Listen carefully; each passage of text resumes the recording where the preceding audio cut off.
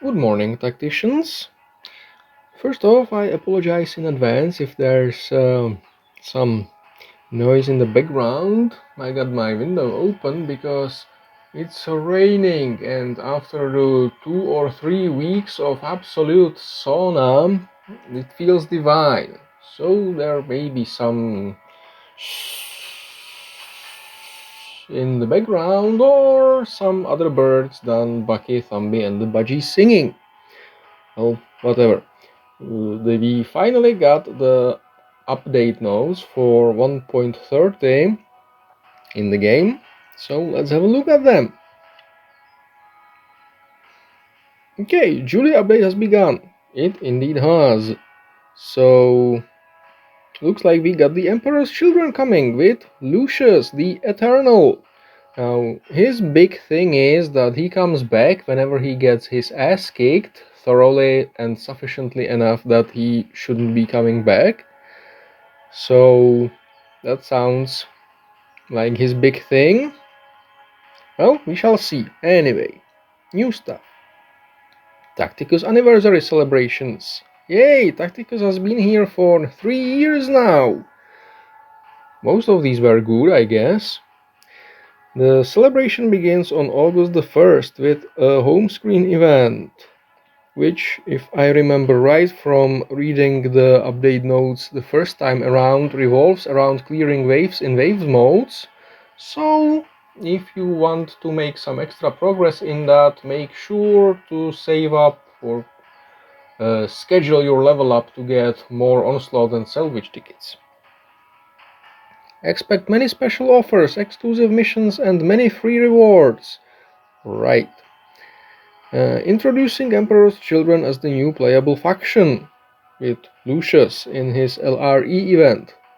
We'll get to that. New campaign event, the Tau Empire. Follow Zibia, why the frig Judd and not Isaac? Okay. That feels malicious.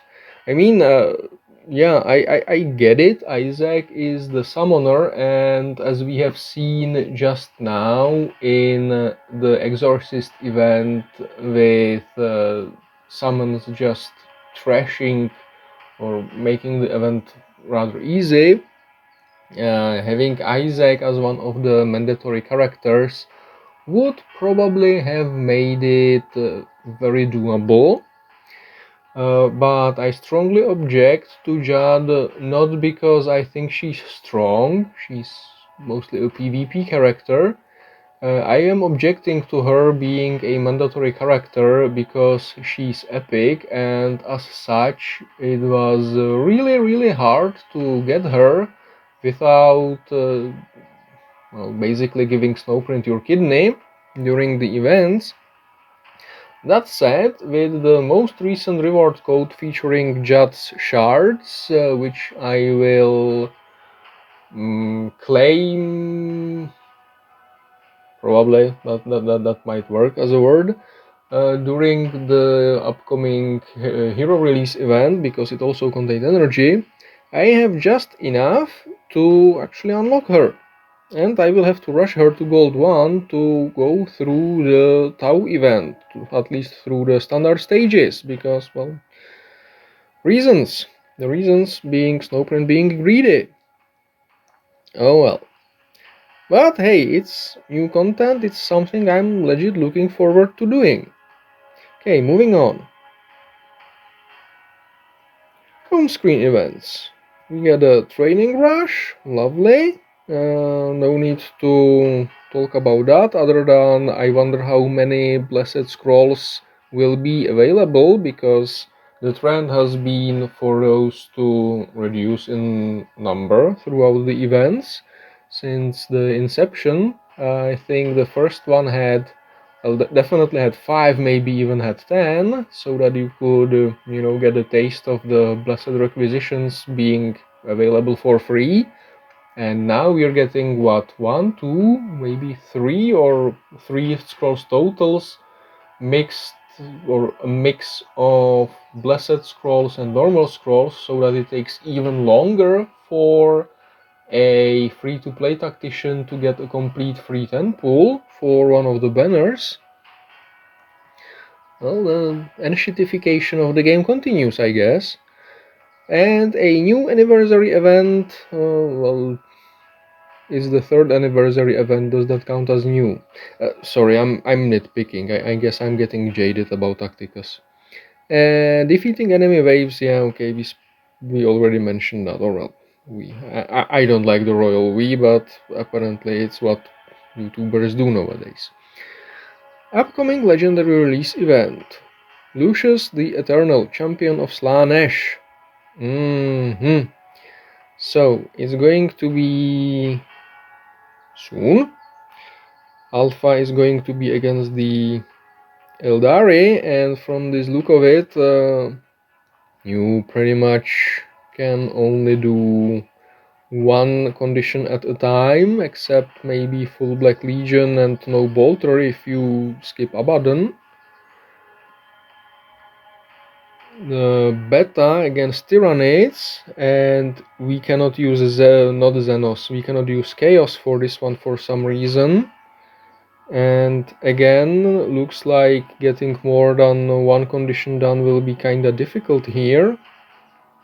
At least full heavy weapon max 2 hits will be doable with Certus, Calandis and Sarkael, I guess. That should even manage full physical. Okay, never mind, this one will be doable. And Gamma, Ultramarines with Black Templars with Xenos and Chaos. Minimum 5 hits. Yeah, that's Aleph and Ryu. Full close combat, that's full Tau, because they are now farmable. Okay, that makes sense to support the event like this. And the Neurothrope, I think. Full Psychic, that's 1000 Suns for the most part, and the Neurothrope. No power, that shouldn't really be a problem. Full Physical, that's gonna be a pain in the dick. Oh well. Anyway, as usual, I will make my theory video on this soon-ish. Can't promise it's gonna get done today. So if you haven't watched any of the content creator videos that have been up for about 2 weeks now, you will have a chance to see my opinion on what teams are gonna, if not work, then at least clear the event. And what was I gonna say? I forgot. Doesn't matter. New Blessed Requisitions.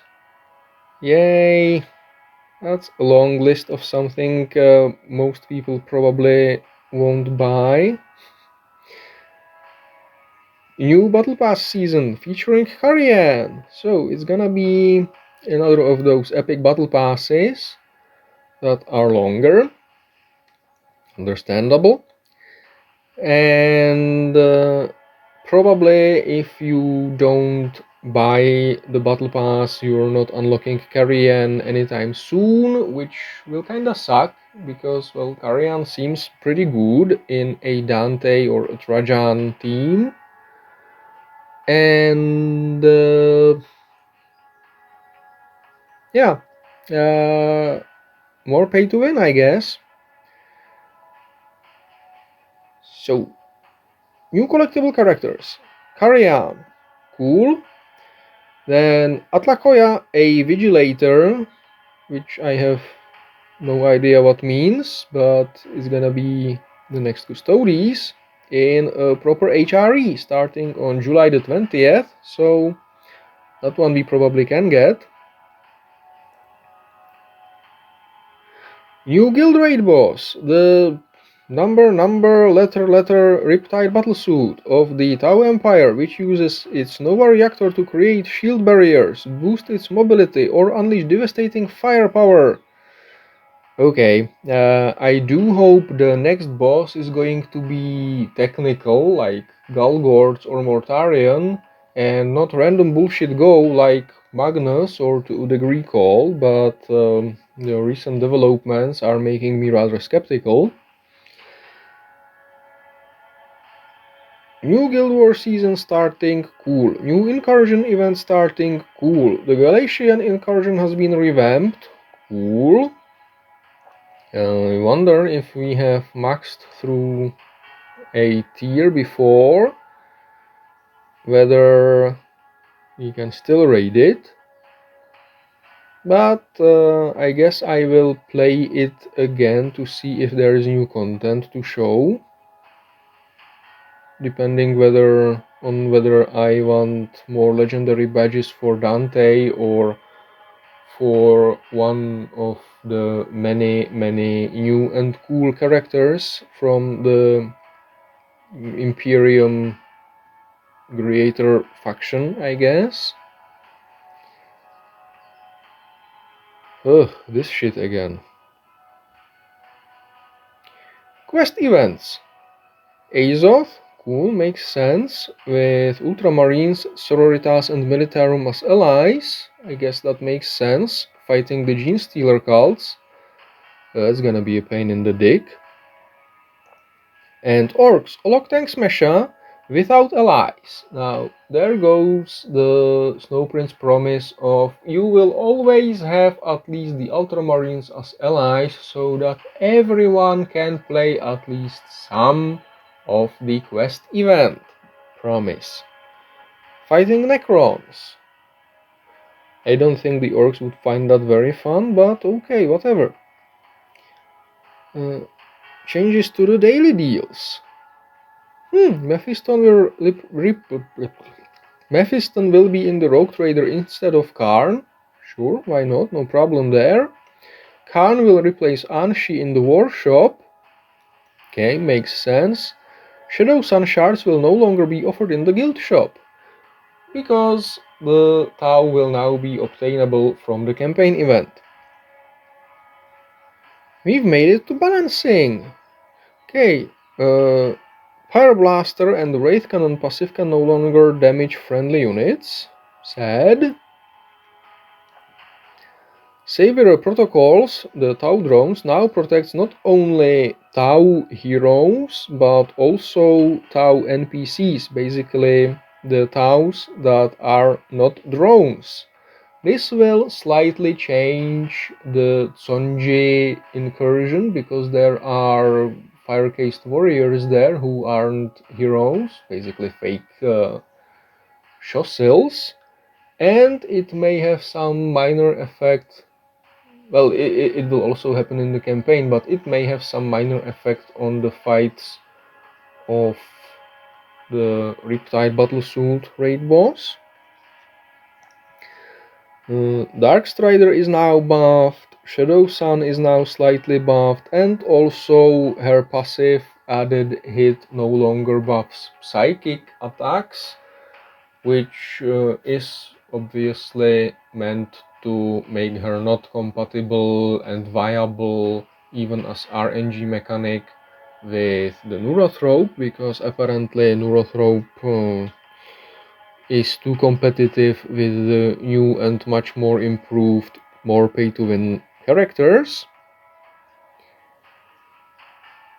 Karn's active now always performs 3 separate attacks, even when hitting the same target. Okay, I'm not quite sure how it worked up until now regarding Dante. I think all of the attacks from the active were buffed, because that should have only increased damage, but the part when Karn would be below 50% health and should get 1 extra hit to each of his attacks from Dante probably didn't work right. So if I understand this correctly, now Karn will get up to extra 3 hits for his active from Dante when he is below 50%, which will make it truly awesome. Improvements. Eldari Guardian NPCs will use their grenades differently. Okay, we shall see. Upgrades. Okay, Emperor's Children upgrades will now replace some of the upgrades in some of the campaign nodes. Now, I'm not really gonna go through this whole list, but the one thing I noticed, actually two, is that Same Hand Mirror 50 and Same Hand Mirror 66 will have their weapon anointment oils replaced with Emperor's Children stuff, which heartburn, which I'm going to be salty about, because these two stages were rather nice to rate for weapon anointment oils, of which you need an absolute fuck ton. Oh well. Bug fixes. Fixed Warhowl, Ragnar. Being incorrect if inspired to greatness with Anshi. Okay, that doesn't tell us how, whether it shows the correct damage now, or whether the two halves now stack correctly, or what's going on there. Oh well. Kalgar and his gauntlets of Ultramar dealing damage to obscure enemies has been fixed. I think obscured means out of line of sight. Or does it mean obscured by the Warlock or whatever it's called, the Eldari unit? Huh. Okay, Forecast is Cleave, incorrectly getting its hits reduced from tall grass. Okay. Forecast not entering Overwatch while in Overwatch stance after Asmodai gave him an extra attack. Okay.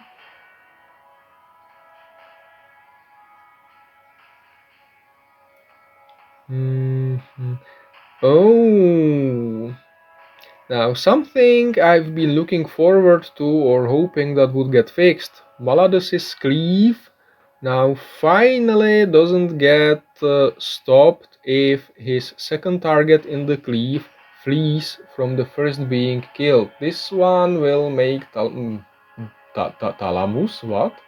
Maladus, well, not much better, but more reliable in LREs. And it was generally annoying because, he should have cleft all three targets and then the combat fatigue should have started proccing, but yes, coding is hard. Blah blah, yada yada yada. Fixed some issues with ambush traits, so okay. I'm not sure how to parse this, whether units fleeing will now no longer resurrect on the decoys, or how, but I think that's how it should be working, because Gene Stealers are really annoying to fight now. If you ask me, overkilling the summons should stop them from reviving on the decoys, but well, whatever. And fixed legendary commander Trajan, incorrectly applying extra hits to the extra damage from the Psyker trait. Okay, looks like Trajan is no longer going to be funsies with the Neurothrope. Oh well. And that's the end of the update notes. Okay, so we got a new campaign event, we got a new raid, we got some modifications to one of the incursions. That's suspiciously a lot of new content for one day, which is good, I think. Anyway, I'm done with this, so thank you for watching if you're still watching. Not thank you for not watching if you're not watching. And I will see you soon in the... what was the character? Anufet. Anufet's quest tomorrow. Oh, have a good one until then, Tactician.